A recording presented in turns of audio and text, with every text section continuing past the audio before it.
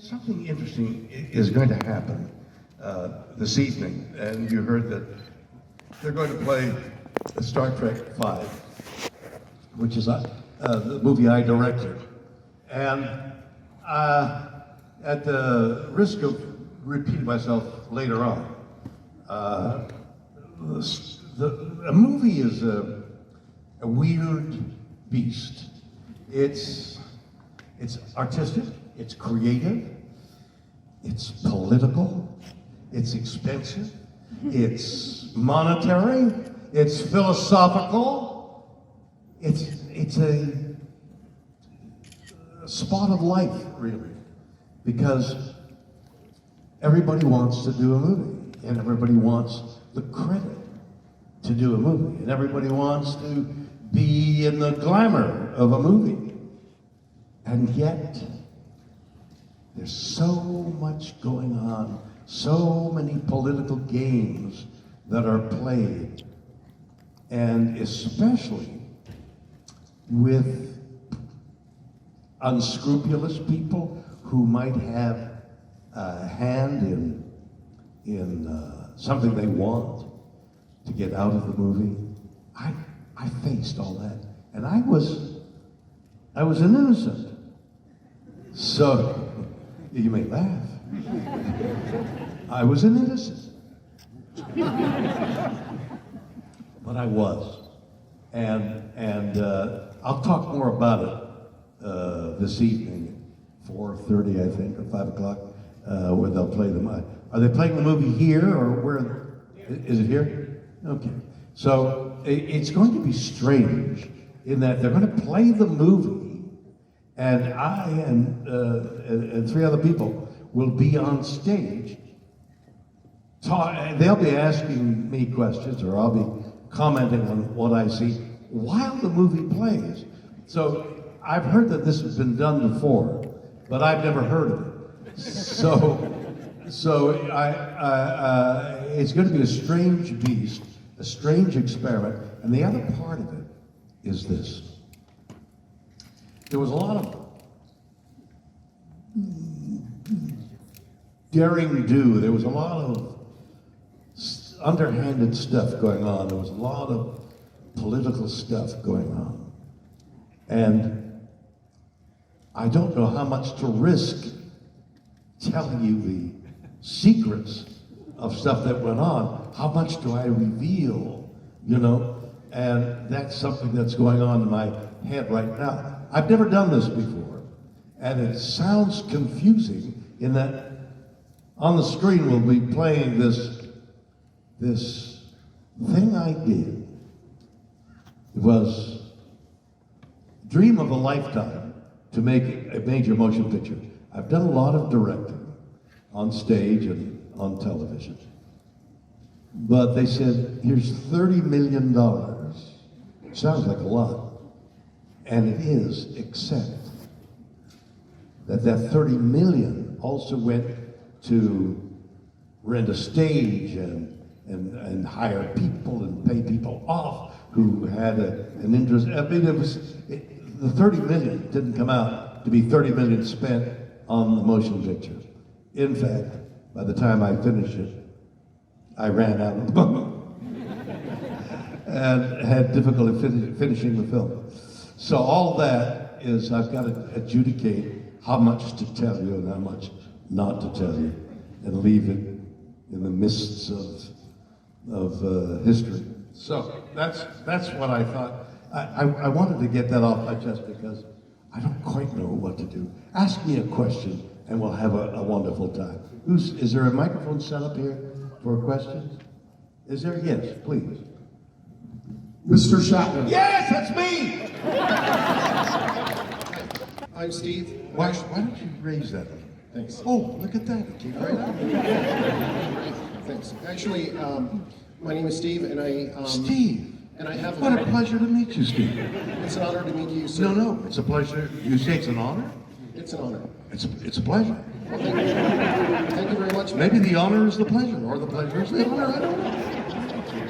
Go ahead, please. Will you continue, sir? I actually have a very serious question for you. I've got a very serious answer for you. You know what I'm going to do? I'm going to seriously sit down. Because we don't know what that question is going to be. It's a sit-down question. Is it? Unfortunately, and it's a question I've asked my Jewish friends, and I've been asked in the last year. How has October 7th and the rise in global anti-Semitism affected you? Very badly. You know, I'm not going to get into politics. It never does anybody any good. One way or another, people will have their opinion. I've never understood anti-Semitism. Never understood it. 75 years ago, we were at war with Japan and Germany. In 75 years, they've become our best friends. Germany is carrying Europe, and Japan is carrying the Far East. We've forgotten that they were killing us and we were killing them. It's been what, 2,000 years since the death of Christ? And they're still blaming the Jews who apparently weren't to blame. And we haven't forgotten in 2,000 years, but we've forgotten in 75 years the destruction of the Second World War, for that matter the First World War, or for that matter the 100-Year War, or for that matter, you know, any numerous deaths caused by war. And here we have a country that is being threatened since 1947 to be thrown into the ocean, exterminated. And it would be like us in California being surrounded by the rest of the country saying, get out, or we're going to push you into the ocean. We're going to kill you and push you into the ocean. Well, there's no place to go. Where are you going to go? You have to fight. And that's the situation. And it should be understood that it's a life and death situation for both parties. And there are ways of working it out that should be worked out. But there is this emotion that is age-old, that those of us who aren't involved in it can't understand it. Hey, just make peace. Everybody has to, you know, I'm an authority on something. I'm an authority on how brief life is, okay? I'm 93. I find it hard to say. I'm 93? No applause. No applause. Just suffer with me. I'm 93 years old. Where did those 93 years go? It's over so quickly. The world surrounds us with beauty, even if you're having trouble getting something to eat and the rain is pouring.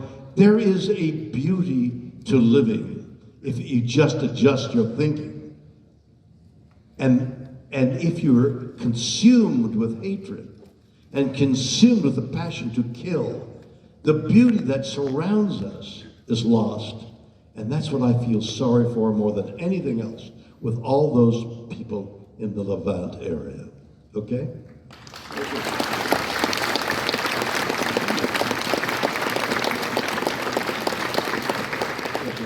Thank you.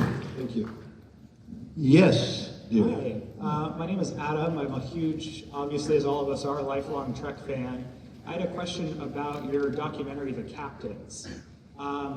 So how would the production of that go in terms of getting any of the What an interesting question. And then have you given any thought to updating it for the 10 years of the things you've done since then and the new captains? Like What an interesting coincidence that you've just I'm going to do a film based on a book that I wrote called Star Trek Memories, which is a great deal to do with the early Star Trek.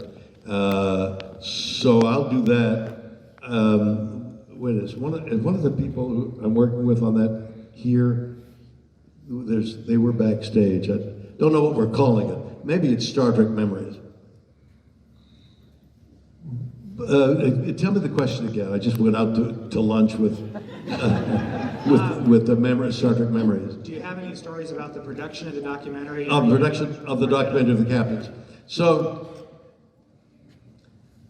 the story of Star Trek and my involvement in it is really, well, I've got a book out there called Boldly Go, and I think the book is about how the universe has taken care of me. Whatever you want to call it, fate or not, I don't know about God, but somehow I've come to this part of my life where everything kind of worked out. As dire and as extreme and as agonizing as parts of my life have been, it seems to have all worked out.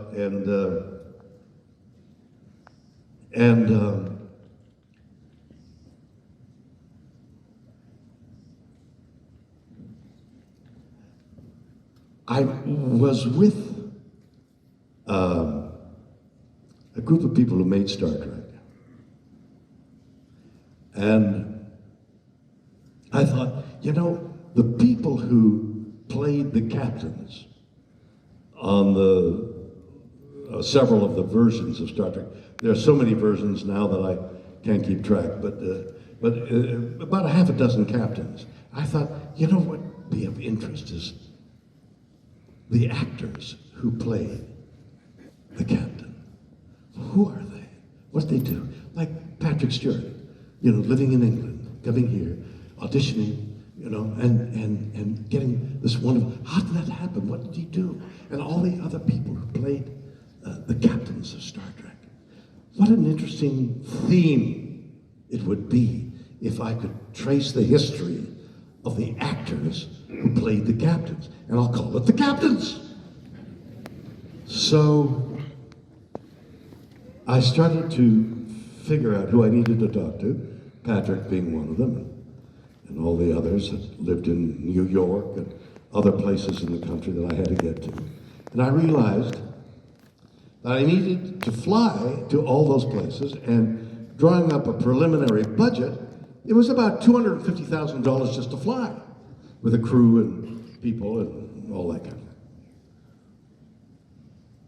I thought, how am I going to make this thing? How am I going to fly? Well, you know what I'll do? And this is me, because I just crazy. I mean, who would do this? I thought, there's an airplane manufacturer in Canada, I'm Canadian, called Bombardier, or however the English, it's Bombardier. They make ski-doos and the things that go on the water, and they make airplanes. They make really great airplanes. Bombardier makes several versions of passenger planes that people buy for private flyings. I don't know why. How in heaven's name? Why would I think I could call the head of Bombardier in Toronto from Los Angeles? I'm calling from Los Angeles. And I said, I dial a number. Look up Bombardier, the headquarters of Toronto, and I got a phone number. It's a phone number. And the phone rings, and it's sounding, Bombardier here. I said, would you connect me with the chairman of the board, please? Hold on. Mr. I've heard of him, Gautier. Hello, is Mr. Gautier the head of Bombardier? Yes. I'm William Shatner, and I'd like to speak to him. Of course. Mr. Bombardier gets on the phone. Yes, Mr. Shatner, what can I do for you? I said, well, I'll tell you. I need to fly around the world with a lot of people. A Canadian group of filmmakers. And I need to go to England, I need to go to New York, he says, okay. You're going to have a Bombardier plane. I said, I can. I get to Toronto. No, they send the Bombardier plane to Los Angeles. It flies me to Toronto. I get off the airplane, and I meet this guy, good-looking guy, about 60. You know, hello, Mr. Bombardier. Yes, how do you, Bill? Oh, it's such a pleasure to meet you. He says, you know, I became an aeronautical engineer because of you. And I begat Bombardier because of you. And I'd like to pay my debt to you by loaning you this airplane to fly you anywhere you want. So we fly to England to interview Patrick Stewart. And there's a Rolls Royce waiting in the runway to take us all around London. Mr. Bombardier rented a silver cloud or something to take us all around. So that was the beginning of this blessed film called The Captains. Everything worked out. We flew all around, and we were fed, and I interviewed all these people, and it was great interviews, the weather was good, everything worked out. That was making of The Captains. Thank you so much. Yeah. It was extraordinary, actually, standing on a darkened runway with this man, who's quite tall, grabbed my hand, and impassioned. I'm thinking, I'm an actor. I'm one of the captains. I was supposed to go to Broadway in a play that was written for me.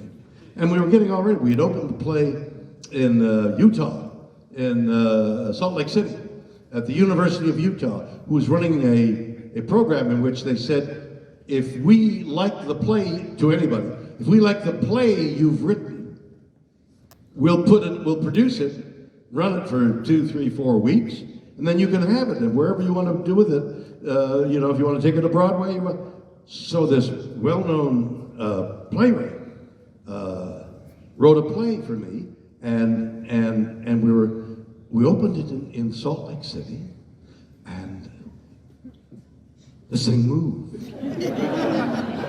Look at this.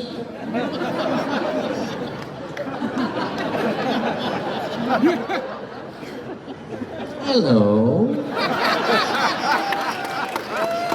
It's a light, huh? Or is it a camera?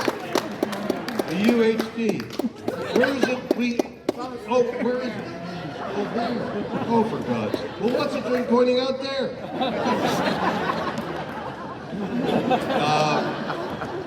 So anyway, that's the way that works. Go ahead. At the risk of being kicked out. All right, turn around. Now we're cooking with gas. Okay. I am not a lifelong fan. Oh my God, I don't want to talk to you. I am a curious cadet. You're what? Curious cadet. You're a curious cadet. Yeah. That's beautiful. Sure. You spell that with K's or? No, I don't do the K's as a African American. I missed that. What did you say? Repeat what you just said. Well, I don't. The K's are. Oh, decay. C. No, I don't do decays either. We don't do a thing. So I said to my friend, who is a lifelong fan, just so proudly, that the one thing I knew was... Your dear friend is a lifelong fan? Oh, yeah. And you're a cadet? Correct. Okay. And she said, what do you know about Star Trek? And you said nothing? I said, beam me up, Scotty. Yeah, that's nothing. Imagine my surprise when Yes. she said, they never said that. Yes, surprise. So my question is, do you feel a certain way, and I suppose the fandom in general, when those of us who are new or don't know associate something that you never said with the lore? I mean, it may as well be canon, beam me up, Scotty, but you never said it. So does it matter to you if non-fans create their own idea? Well, I understand the gist of your question. Of course not. As long as they're saying Scotty, it's good enough for me. It doesn't really matter. The Star Trek is a weird thing, isn't it? I mean, here we are. I started in 1967, was it? 68? 66. And did this show for 3 years. There's 79 hours that exist of the Star Trek I did.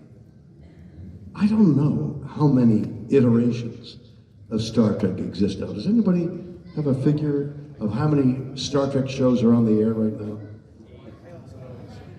11?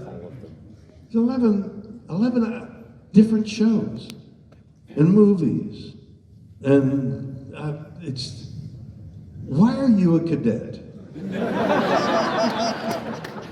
My point of entry was discovery when, as a Black American, I saw a Black woman become captain, and I thought, oh, I see myself here.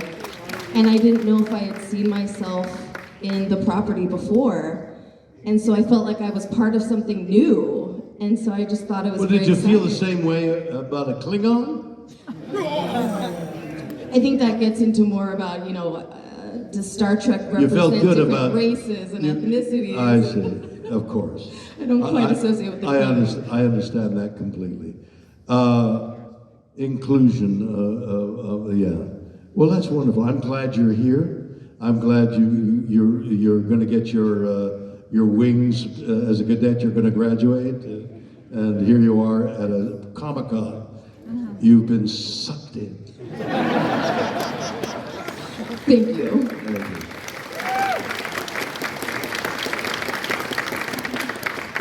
Hello. Hi, I'm Ren. Well, wait a minute.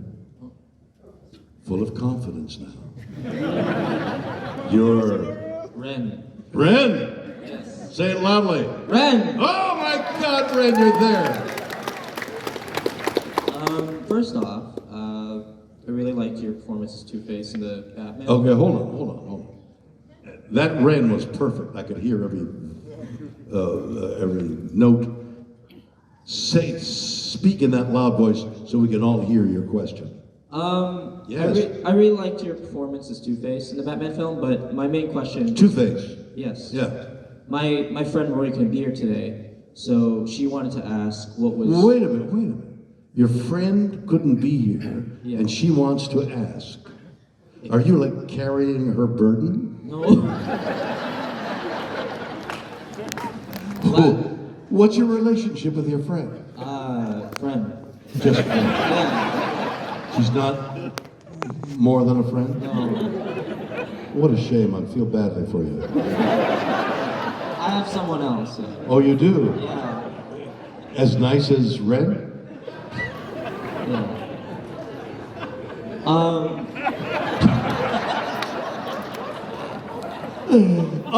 Is not a good sign. Ren, get rid of means you're thinking, just blow it out. What do you want to know? The question is... See what I mean? Get rid of The question was, what was your fondest memory of Leonard Nimoy? I wrote a book called Leonard, sort of talking about those memories. Leonard was a great guy. Leonard was fashioned in the same way I was. We were beaten up, we were defeated, we were pummeled, we were he was in Boston, born 4 days after I was, and I was in Montreal going through the same thing. Beaten and ridiculed and pushed away, and it was a tough beginning for me and for him. Then he went into the army. I didn't. I was Canadian, and it was too early. I was too young for the Second World War and too old for the Vietnam War, and I sort of just stood in between all that. And he came out of the army and decided to be an actor, and struggled to be an actor, taking small parts and working himself into larger parts. He studied acting, and I didn't. I was in Montreal. I was just performing, but he was doing it in another way.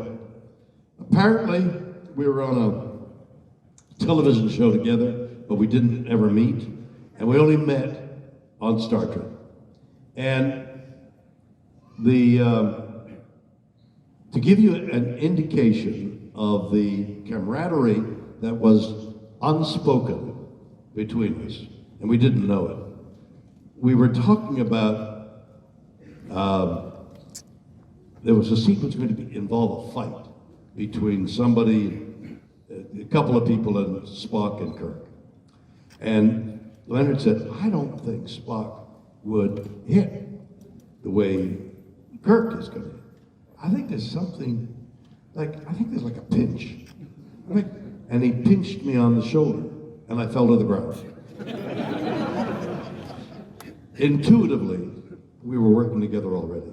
And that became the Spock pinch, and it became part of his mystique. That's how conjoined we were without even knowing it.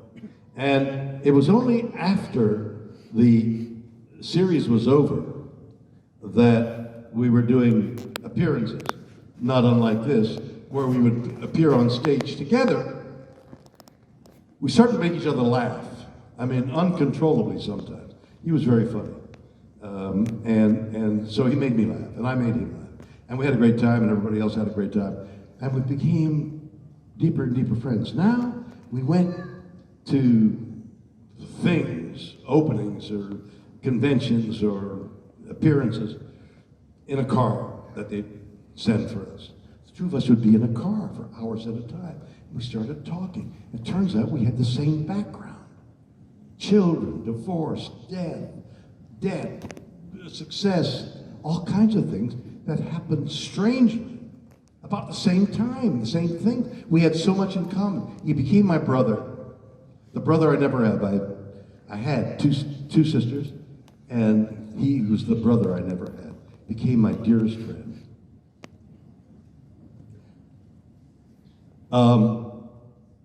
That was the relationship that Leonard and I had. And as for a single incident, well, children, how old are you? 22.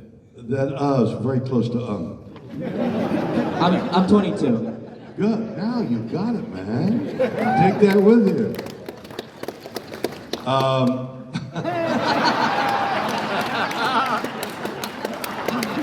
That works for me, but not for you.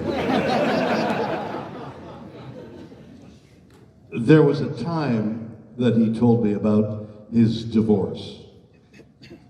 And you've got a dear friend that you may marry.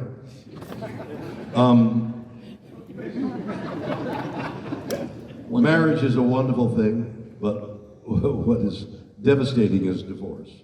And he was divorcing his wife, and I was divorcing my wife, and it's terrible, tearing, and the loss of romance and loss of friendship, and expensive, and everything you can imagine.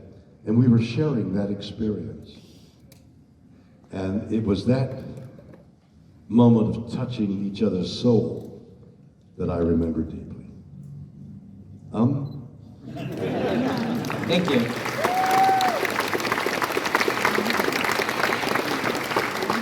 Yeah, Leonard, what a loss. What a terrible loss. Okay. Okay, hi, Fine. I'm Jeffrey Chin, the letter G. Wait a minute, start again. My name is Jeffrey Chin, the letter G is a Jeffrey. Okay. And my question is, what is your favorite episode of The Unexplained, and how come you always go... Of The Unexplained? Yes. Oh, great. I thought you were going to say what was my favorite episode of Star Trek. No, Why don't you ask me that question? it's not Star Trek. My favorite episode of The Unexplained. The Unexplained, I can't even explain it. It's so inexplicable. The show is The Unexplained, which started off slowly and then went to the channel on the It's from the History Channel. on the History Channel, and then it went to the other one. This is where you can get it on what? Say it again. No, where you can get it all the time. Get it elsewhere. Okay. It's on all the time. It's really popular. It's really a big show, and the network, Discovery, I guess, has now ordered 100 hours of The Unexplained. We've done 50, 60 of them now. No, the series nowadays, when we were doing Star Trek, they'd have an hour for 20, 24, 25 hours in a season. Now the seasons are like 10 or 12. So to have a network order 100, are you thirsty? Oh, is that a camera? That's my own camera. Were you going to take a picture? Is that it? I just taped me. So, Hey, what? just this is my maybe senior from last year from San Francisco Fan Expo from 2023. So didn't get a chance to ask questions. So you were going to take a picture to memorialize us being in 2024? Is that the idea? While I was talking? No, because I was there last year from San Francisco Fan Expo. You were I see. there Sunday. Okay. So my favorite episode. There's so many. It's just so mysterious. All this. We're surrounded by mystery. Are you aware that we know nothing? No, we really know nothing. I mean, the universe is expanding and it should be contracting. I mean, it's crazy. Everything is a mystery, an enigma. We don't know anything. We don't know how the universe works. We don't know what there's life after death. We don't know what that camera is doing. We don't know anything. We don't know anything. Everything's a mystery. So they found a mummified body in some Egyptian cask, some people. And it was wrapped, so it looked like a monk was there, 5,000 years dead. And for some reason, they blew air into the larynx that was still preserved. And the dead body went, ah. They got a sound out of a dead body. We don't even know what death is. We don't die when we die. Are you aware of that? The brain continues? Yeah, I probably see it, but I don't have a TV at home. But I just watch it on the internet. That's what. I hope what you said makes sense to you. Okay. What I'm saying is that whole show, the Unexplained, and you, is filled with mystery. And so all of them are like, wow, I didn't know that. That's good. Thank you, Captain Kirk. And my favorite episode is the Deadliest Cult episode, where they show a full episode of. Oh, great. Thank you so much. Yes, you did really well, and thank you for doing that. You want to take a picture? Oh.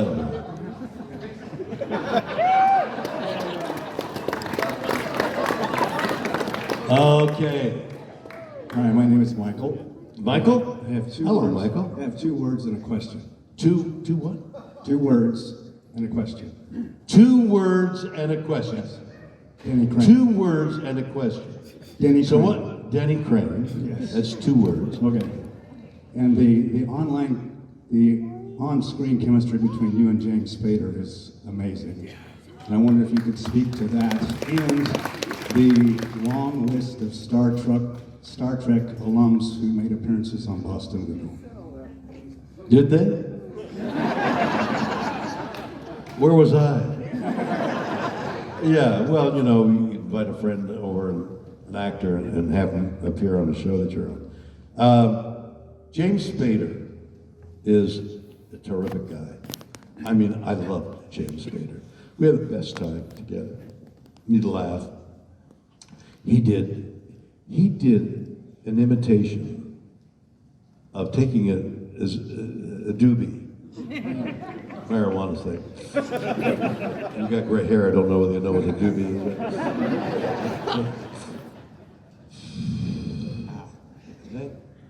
He pretended to smell a gardenia. There was no gardenia.